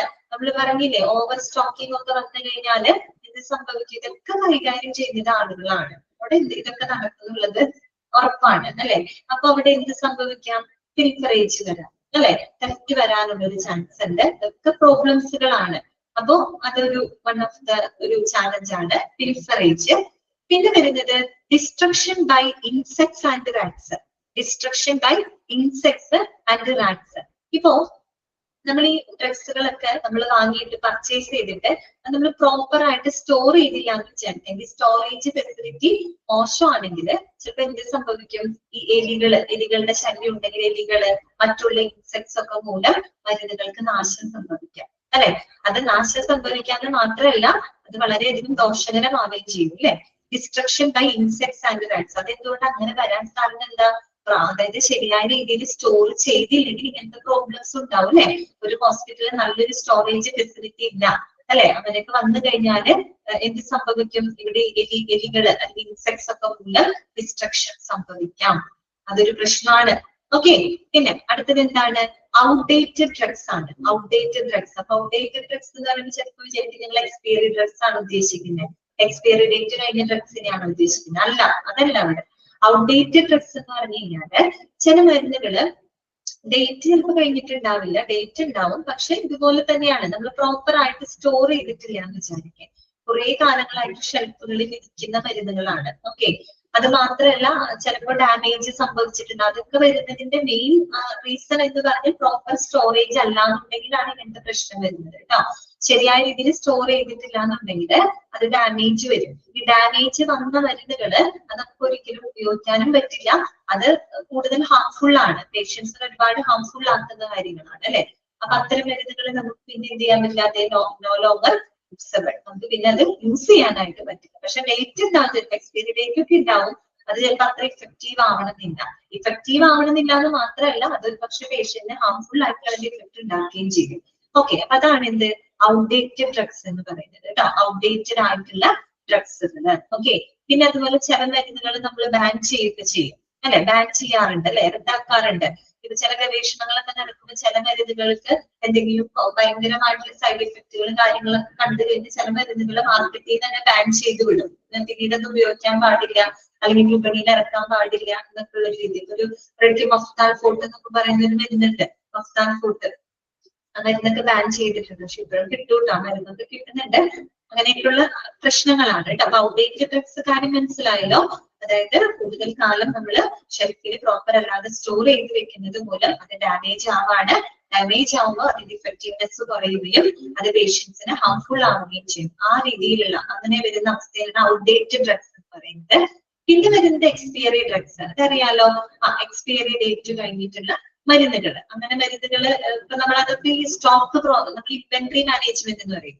സ്റ്റോക്ക് പ്രോപ്പർ ആയിട്ട് മാനേജ് ചെയ്തില്ല എങ്കിൽ ഇപ്പൊ ഓവർ സ്റ്റോക്ക് ഒക്കെ ആയിട്ട് ഇങ്ങനെയുള്ള പ്രശ്നങ്ങൾ വരും ചിലപ്പോൾ. അതായത് എക്സ്പയറി ഡേറ്റ് ഒക്കെ കഴിഞ്ഞു കഴിഞ്ഞാൽ പിന്നെ ആ മരുന്ന് ഉപയോഗിക്കാനായിട്ട് പറ്റില്ല. അത് വേസ്റ്റ് ആണ് നമുക്ക് അല്ലെ. വേസ്റ്റ് ആണെന്ന് മാത്രമല്ല, നമുക്ക് ഫിനാൻഷ്യൽ ലോസ്റ്റും അതുമൂലം ഉണ്ടാകുന്നുണ്ട് അല്ലെ. ഇതൊക്കെ എന്താണ് ഫാർമസി ഫേസ് ചെയ്യേണ്ടി വരുന്ന പ്രോബ്ലംസുകളാണ്. പിന്നെ അടുത്തത് എന്താണ്, ക്യാരിയിങ് കോസ്റ്റ് ആണ്. ക്യാരിയിങ് കോസ്റ്റ് എന്ന് പറഞ്ഞാൽ നമുക്ക് വേണമെങ്കിൽ ഹോൾഡിംഗ് കോസ്റ്റ് എന്നോ അല്ലെങ്കിൽ സ്റ്റോറേജ് കോസ്റ്റ് എന്നൊക്കെ നമുക്ക് പറയാം കേട്ടോ. ക്യാരിയിങ് കോസ്റ്റ് അതായത് ഈ മരുന്നുകള് നമുക്ക് ഹോൾഡ് ചെയ്യാനായിട്ട് അല്ലെങ്കിൽ പ്രൊക്യൂർ സ്റ്റോർ ചെയ്യുന്നതിന് വേണ്ടിയിട്ട് നമുക്കൊരു കോസ്റ്റ് വരുന്നുണ്ട് അല്ലെ. നമ്മൾ മരുന്നുകൾ വാങ്ങുന്നതിന് മാത്രമല്ല നമുക്ക് വരുന്നത് അല്ലെ. ഈ നമ്മളിപ്പോ തന്നെ പഠിച്ചില്ലേ, സ്റ്റോറേജ് പഠിച്ചില്ലേ അല്ലെ. ഓരോ മരുന്നുകളും ഒരേ രീതിയിലാണോ സ്റ്റോർ ചെയ്ത് വെക്കുന്നത്? അല്ല അല്ലെ. സ്റ്റോറിങ്ങിന് നമ്മൾ പ്രത്യേക ഫെസിലിറ്റികൾ ഒരുക്കണം. അപ്പൊ കോൾഡ് സ്റ്റോറേജ് ഡ്രഗ്സുകളൊക്കെ ആണെങ്കിൽ നമുക്ക് റെഫ്രിജറേറ്റർ വേണം, അല്ലെങ്കിൽ ഫ്രീസറും സൗകര്യങ്ങളും വേണം അല്ലെ. അപ്പൊ അതിനൊക്കെ ചെലവ് വരും. ചില മരുന്നുകൾക്ക് പ്രത്യേകം ക്യാബിനറ്റ്സ് ഒക്കെ വേണം അല്ലെ, പ്രത്യേക യൂട്ടിലിറ്റീസുകളൊക്കെ വേണം. അപ്പൊ അതിന് ചെലവ് വരും. സെക്യൂരിറ്റിക്ക് ചിലപ്പോൾ ചെലവ് വരും അല്ലെ. അതൊക്കെ എന്താണ്, ക്യാരിയിങ് കോസ്റ്റ് ആണ്. വെറുതെ കൊണ്ടിടല്ലോ, നമ്മളിതെല്ലാം കറക്റ്റ് ആയിട്ട് ഓരോ മരുന്നുകൾ അതിൻ്റെതായ രീതിയിൽ ഓർഗനൈസ് ചെയ്യുന്നതിന് ഒരു ക്യാരിയിങ് കോസ്റ്റ് അവിടെ വരുന്നുണ്ട്. അതും ഒരു ചാലഞ്ചിങ് ആണ്. പിന്നെ വരുന്നത് എന്താണ്, ഷോർട്ടേജ് കോസ്റ്റ് ആണ്. ഷോർട്ടേജ് സംഭവിക്കുമ്പോൾ വരുന്ന കോസ്റ്റ്. അതെങ്ങനെ ഷോർട്ടേജ് സംഭവിക്കുന്ന കോസ്റ്റ് വരുന്നത് എങ്ങനെയാ? സ്റ്റോക്ക് ഔട്ട് ആയി പോവാന്ന് വിചാരിക്കും. അപ്പൊ മരുന്നുകൾ തീർന്നു പോവാണെന്ന് വിചാരിക്കാം. മരുന്ന് അത്യാവശ്യം ഡിമാൻഡുള്ള മരുന്നാണ്, സ്റ്റോക്ക് ഔട്ട് ആയി പോയി കഴിഞ്ഞാല് നമ്മള് അഡീഷണൽ എക്സ്പെൻസ് എടുക്കേണ്ടി വരും. നമുക്ക് മനസ്സിലായി, അഡീഷണൽ എക്സ്പെൻസ് എടുക്കണം. ആ മരുന്ന് തീർന്നു പോയി കഴിഞ്ഞാല് പിന്നീട് നമ്മള് എക്സ്ട്രാ പൈസ കൊടുത്ത് നമ്മൾ ആ മരുന്ന് വാങ്ങി സ്റ്റോർ ചെയ്ത് വെക്കേണ്ടതായിട്ട് വരും. അങ്ങനെ നമ്മൾ അഡീഷണൽ നമുക്കൊരു എക്സ്പെൻസ് എടുത്ത് മരുന്നുകൾ നമുക്ക് ചിലപ്പോ സാധാരണ വിലയേക്കാൾ ഒരു കൂടിയ വിലയിലൊക്കെ നമുക്ക് വാങ്ങി പിന്നീട് അത് പേഷ്യൻസിന് കൊടുക്കേണ്ട ഒരു സാഹചര്യം വരും. അങ്ങനെയാണ് ഷോർട്ടേജ് കോസ്റ്റ്. അതായത് മരുന്നുകൾ സ്റ്റോക്ക് ഔട്ട് ആവുന്നത് മൂലം, ഷോർട്ടേജ് വരുന്നത് മൂലം നമുക്ക് വരുന്ന ഒരു അഡീഷണൽ എക്സ്പെൻസ് ആണ് അവിടെ. അതിനെയാണ് അവിടെ ഷോർട്ടേജ് കോസ്റ്റ് എന്നതുകൊണ്ട് ഉദ്ദേശിക്കുന്നത്. അപ്പൊ നിങ്ങൾ പോയിന്റ് മാത്രം പഠിച്ചു വെക്കുക. എന്തൊക്കെയാണ്? Discourage, destruction by insects and rats, outdated drugs, carrying cost, shortage cost, expiry drugs. These are the main problems or challenges that is faced by the pharmacy. Okay, clear ആണോ പറഞ്ഞത്? ഓക്കെ ആണോ? പോയിന്റുകളൊക്കെ മനസ്സിലായോ? Last and final ടോപ്പിക്കിലോട്ട് നമ്മൾ വരികയാണ്. നമുക്ക് പഠിക്കാനുള്ളത് എന്ത് മാത്രമേ ഉള്ളൂ? റോൾ ഓഫ് ചീഫ് ഫാർമസിസ്റ്റ് അല്ലെ. ഒരു ചീഫ് ഫാർമസിസ്റ്റിന്റെ റോൾ ആൻഡ് റെസ്പോൺസിബിലിറ്റീസ് എന്തൊക്കെയാണ്? ചീഫ് ഫാർമസിസ്റ്റ് നമ്മൾ ഫ്ലോ ചാർട്ടിൽ പഠിച്ചു അല്ലെ. അദ്ദേഹം ആരാണ്? അദ്ദേഹം ഒരു എന്താണ്, ഒരു സീനിയർ ഫാർമസിസ്റ്റ് ആണ് അല്ലെ. എന്താണ്, മാനേജസ് ദ എൻറ്റയർ ഫാർമസി അല്ലെ. മുഴുവൻ ഫാർമസിനെയും മാനേജ് ചെയ്തു പോകുന്ന വ്യക്തിയാണ് ആര്? ചീഫ് ഫാർമസിസ്റ്റ് അല്ലെ. അദ്ദേഹത്തിന്റെ ക്വാളിഫിക്കേഷൻ നമ്മൾ എന്താ പറഞ്ഞത്? എംഫാം ആണ് യോഗ്യത പറഞ്ഞത് അല്ലെ. മാസ്റ്റർ ഓഫ് ഫാർമസി അല്ലെ. ഓക്കെ, അപ്പൊ അദ്ദേഹത്തിന്റെ റോൾ ആൻഡ് റെസ്പോൺസിബിലിറ്റീസ് എന്തൊക്കെയാണ്? പോയിന്റുകൾ ഓരോന്നും മനസ്സിലാക്കി വെക്കുക കേട്ടോ. അപ്പോ എന്തായാലും ഇദ്ദേഹമാണ് ഫുൾ മാനേജ് ചെയ്ത് കൊണ്ടുപോകുന്നത്. അപ്പൊ അദ്ദേഹത്തിന്റെ കീഴിൽ മറ്റുള്ള ഫാർമസിസ്റ്റുകളൊക്കെ ഉണ്ടെന്നൊക്കെ നമ്മൾ പഠിച്ചതാണ്. അപ്പൊ അവരെയൊക്കെ മാനേജ് ചെയ്ത് കൊണ്ടുപോകുന്ന ഒരു ഉത്തരവാദിത്തം ആർക്കുണ്ട്? ചീഫ് ഫാർമസിസ്റ്റിന് ഉണ്ട്. ഫസ്റ്റ് പോയിന്റ് ഇതാണ്, fulfilling of decision of therapeutic committee കേട്ടോ. Fulfilling of decision of therapeutic committee. Drug and therapeutic കമ്മിറ്റിയുടെ തീരുമാനങ്ങള് അല്ലെങ്കിൽ അവരുടെ റെക്കമെൻഡേഷൻസുകൾ കൃത്യമായിട്ട് നിറവേറ്റുക. ആരുടെ ഡ്യൂട്ടിയിൽ വരുന്നതാ? Chief pharmacist. ചീഫ് ഫാർമസിസ്റ്റ് അത് നേരിട്ട് പോയി ചെയ്യണമെന്നല്ല പറയുന്നത്, അദ്ദേഹമാണ് അതിന് വേണ്ട മേൽനോട്ടം വഹിക്കേണ്ടത് കേട്ടോ. അതായത് ഡ്രഗ് ആൻഡ് തെറാപ്യൂട്ടിക് കമ്മിറ്റിയാണ് അല്ലെങ്കിൽ ഹോസ്പിറ്റലിലെ ഫാർമസിയുടെ പ്രവർത്തനങ്ങള് ഏറ്റവും എഫിഷ്യന്റ് ആയിട്ട് മുന്നോട്ട് പോകാനുള്ള എല്ലാ മാർഗനിർദ്ദേശങ്ങളും കൊടുക്കുന്നത് ഈ ഒരു കമ്മിറ്റിയാണ്. സോ ഡ്രഗ് ആൻഡ് തെറാപ്യൂട്ടിക് കമ്മിറ്റിയുടെ റെക്കമെൻഡേഷൻസ്, അവരുടെ തീരുമാനങ്ങള് കൃത്യമായിട്ട് നിറവേറ്റുക. ഓക്കെ, ഇതാണ് കേട്ടോ point, fulfilling of decision of therapeutic committee. രണ്ടാമത്തെ പോയിന്റ് എന്താണെന്ന് നോക്കിയേ, dispensing of drugs, pharmaceuticals and chemicals to the separate areas. ഇതാണ് dispensing of drugs, pharmaceuticals and chemicals to the separate area. Separate area എന്ന് പറയുമ്പോൾ ഏത് area ഉദ്ദേശിക്കുന്നത്? നമ്മുടെ ഹോസ്പിറ്റലില് ധാരാളം ഡിപ്പാർട്ട്മെന്റുകൾ പ്രവർത്തിക്കുന്നുണ്ട് അല്ലെ? ഓക്കെ, അപ്പൊ ആ ഡിപ്പാർട്ട്മെന്റുകളിലേക്ക്, വിവിധ ഡിപ്പാർട്ട്മെന്റുകൾക്ക് ആവശ്യമായിട്ടുള്ള മരുന്നുകള്, കെമിക്കൽസ്, ഫാർമസ്യൂട്ടിക്കൽസ്, ഇതെല്ലാം തന്നെ ഡിസ്പെൻസ് ചെയ്യുന്നതിനും മേൽനോട്ടം വഹിക്കേണ്ടത് ആരാണ്? ചീഫ് ഫാർമസിസ്റ്റ് ആണ്. ഒരു വലിയ വലിയ hospital, multi specialty, super specialty ഹോസ്പിറ്റലൊക്കെ ആവുമ്പോൾ ഇഷ്ടം പോലെ ഡിപ്പാർട്ട്മെന്റുകളാണ് അവിടെ പ്രവർത്തിക്കുന്നത് അല്ലെ? അപ്പൊ ഓരോരോ വിവിധ ഡിപ്പാർട്ട്മെന്റുകളിലേക്കുമുള്ള മരുന്നുകളുടെ വിതരണം അല്ലെ, അത് ഉറപ്പുവരുത്തേണ്ടത് ചീഫ് ഫാർമസിസ്റ്റ് ആണ്.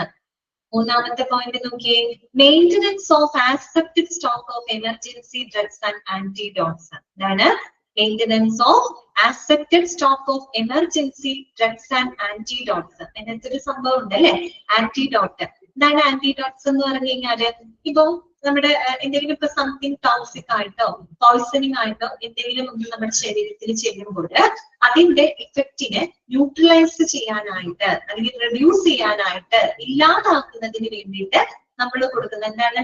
മറുമരുന്ന് എന്നൊക്കെ നമ്മൾ പറയും അല്ലെ? അതായത് നമ്മുടെ ശരീരത്തിലേക്ക് ചെല്ലുന്ന സംതിങ് ടോക്സിക്കോ പോയ്സണസ് ആയിട്ടുള്ളോ എന്തെങ്കിലും ആവട്ടെ, അതിന്റെ ആ ഒരു ഇഫക്റ്റ് ന്യൂട്രലൈസ് ചെയ്യാനായിട്ട് അല്ലെങ്കിൽ അത് റെഡ്യൂസ് ചെയ്യാൻ വേണ്ടിയിട്ട് കഴിക്കുന്ന അല്ലെങ്കിൽ കൊടുക്കുന്ന മരുന്നുകളാണ് ആന്റിഡോട്ട്സ് എന്ന് പറയുന്നത് കേട്ടോ. അപ്പോ ഇത്തരത്തിലുള്ള എമർജൻസി ഡ്രഗ്സുകൾ, എമർജൻസി മരുന്നുകളുടെയും ആന്റിഡോട്ട്സുകളുടെയും അംഗീകൃതമായിട്ടുള്ള ഒരു സ്റ്റോക്ക് നിലനിർത്തുക. ഇത്തരം മരുന്നുകൾ എന്ന് വെച്ച് കഴിഞ്ഞാൽ എപ്പോഴും ആവശ്യം വരില്ല, പക്ഷെ ഇതിന് ഒരു സ്റ്റോക്ക് എപ്പോഴും ഉണ്ടായിരിക്കണം അല്ലെ? ഒരു ഈ പറയുന്ന ഹോസ്പിറ്റൽ ഫാർമസി റെക്കമെൻഡ് ചെയ്യുന്ന അല്ലെങ്കിൽ കമ്മിറ്റി റെക്കമെൻഡ് ചെയ്യുന്ന ഒരു ആക്സെപ്റ്റഡ് സ്റ്റോക്ക് ഉണ്ട് അല്ലെ?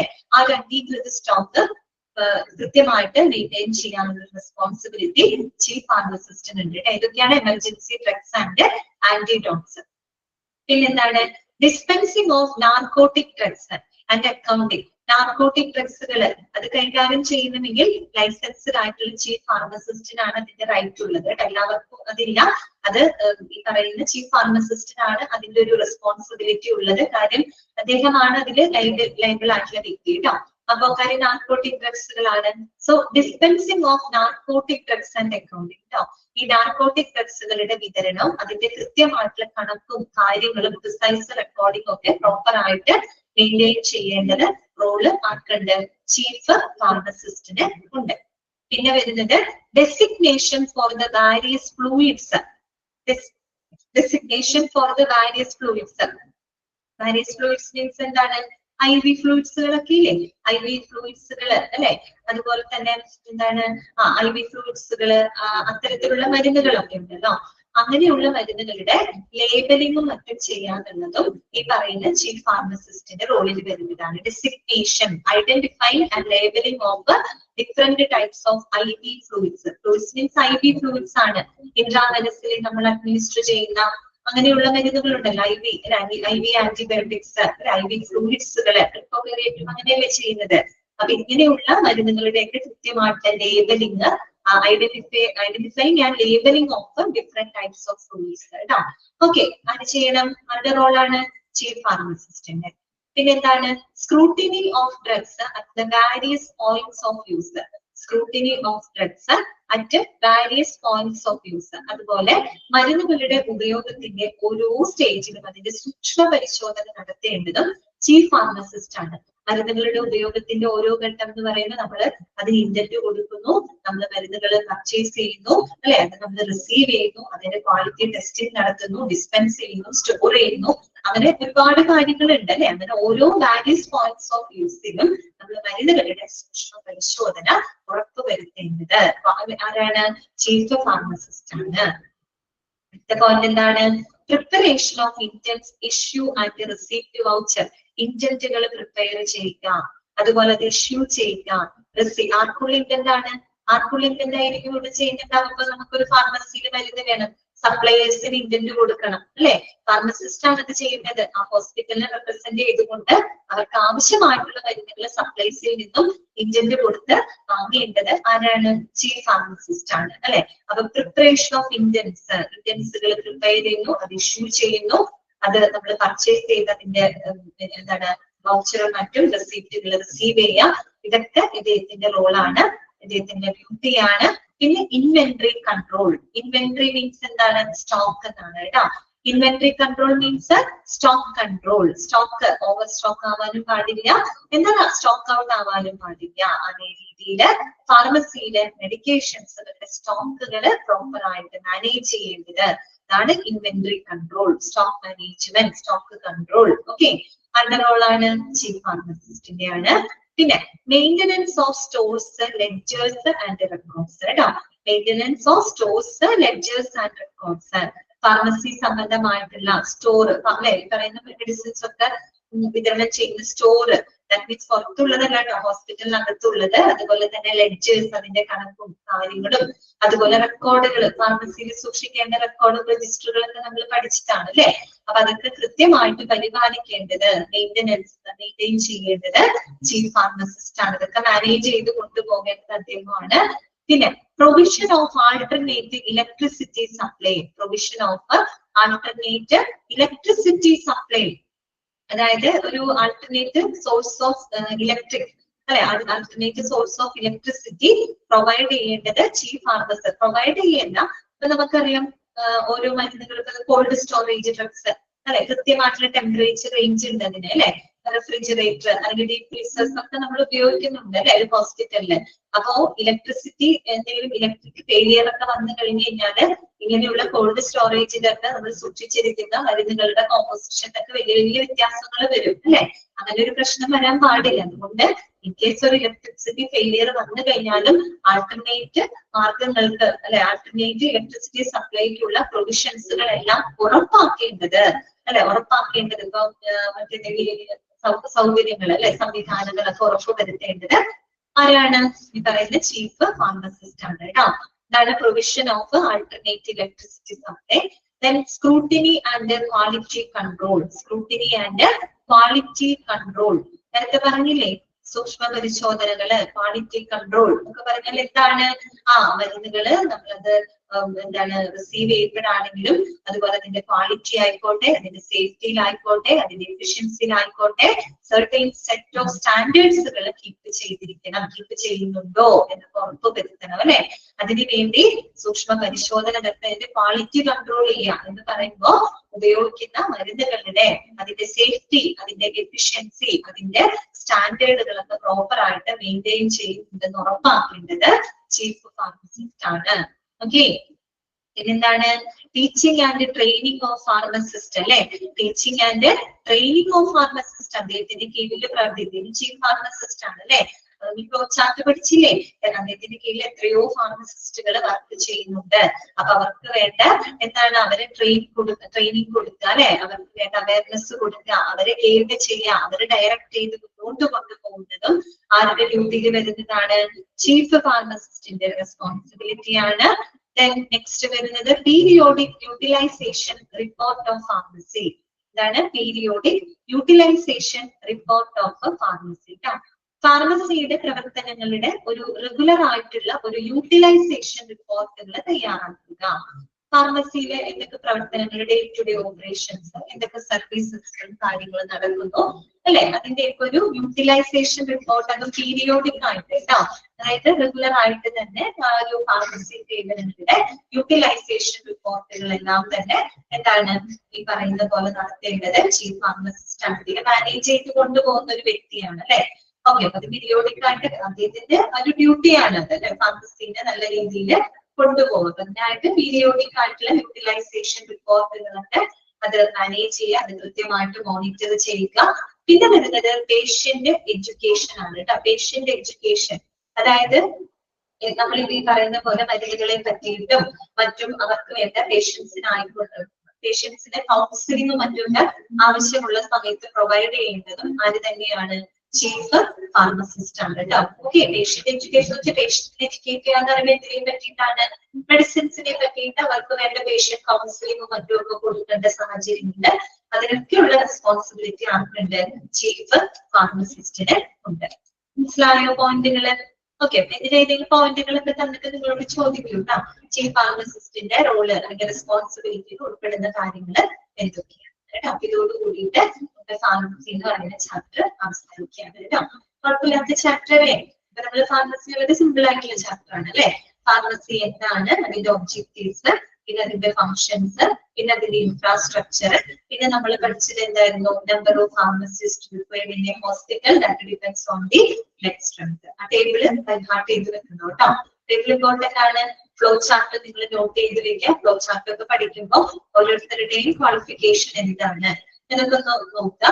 പിന്നെ നമ്മൾ ഡ്രഗ് ആൻഡ് തെറാപ്യൂട്ടിക് കമ്മിറ്റിയെ പറ്റി പഠിച്ചു അല്ലെ. കമ്മിറ്റികളൊക്കെ പഠിക്കുമ്പോൾ ഈ കമ്മിറ്റി മാത്രമല്ല, ഏത് കമ്മിറ്റി നിങ്ങൾ പഠിക്കുമ്പോൾ അതിന്റെ ചെയർമാൻ, അതിന്റെ സെക്രട്ടറി, അതൊക്കെ നോട്ട് ചെയ്ത് അതൊക്കെയാണ് എടുത്ത് ചോദിക്കാനുള്ളത്. അത് നോട്ട് ചെയ്ത് വെക്കാം കേട്ടോ.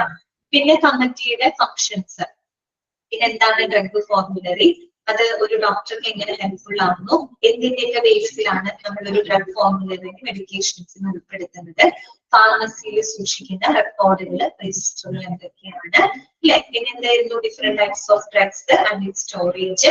ഓക്കെ, വലിയ കോൾഡ് സ്റ്റോറേജ് നോട്ട് ചെയ്ത് വെക്കണം കേട്ടോ. അതിന്റെ ടെമ്പറേച്ചർ റേഞ്ച് പ്രത്യേകം എടുത്ത് പറയുന്നുണ്ടല്ലോ. ആന്റിബയോട്ടിക്, വിറ്റാമിൻ അതിന്റെ നോക്കുക. അതുപോലെ മറ്റേ വാക്സിൻ, ഹോർമോൺ അതിന്റെ ലെവലൊക്കെ ഒന്ന് നോട്ട് ചെയ്ത് വെക്കുക. ടെമ്പറേച്ചർ റേഞ്ച് നോട്ട് ചെയ്ത് വെക്കുക കേട്ടോ. പിന്നെ ഫാർമസി സേവനങ്ങൾ ഫേസ് ചെയ്യുന്ന ചാലഞ്ചസും ഒരു ചീഫ് ഫാർമസിസ്റ്റിന്റെ റോൾ ആൻഡ് റെസ്പോൺസിബിലിറ്റീസ്. ഓക്കെ അല്ലേ? ഇങ്ങനെ അൺമ്യൂട്ട് ചെയ്യാണ് കേട്ടോ. നമുക്ക് നെക്സ്റ്റ് ക്ലാസ്സിൽ 4ാമത്തെ ചാപ്റ്റർ എടുക്കാം കേട്ടോ. ബ്ലഡ് ബാങ്ക് എന്ന് പറയുന്നത് ചെറിയ ചാപ്റ്റർ ആണ്. അത് നെക്സ്റ്റ് ക്ലാസ്സിൽ നമുക്ക് സ്റ്റാർട്ട് ചെയ്യാം കേട്ടോ. എന്തെങ്കിലും ഡൗട്ടുകൾ എന്തെങ്കിലും ചോദിക്കാം കേട്ടോ. മെഡിക്കേഷൻ പ്രൊസീജിയർ ഉണ്ടല്ലോ.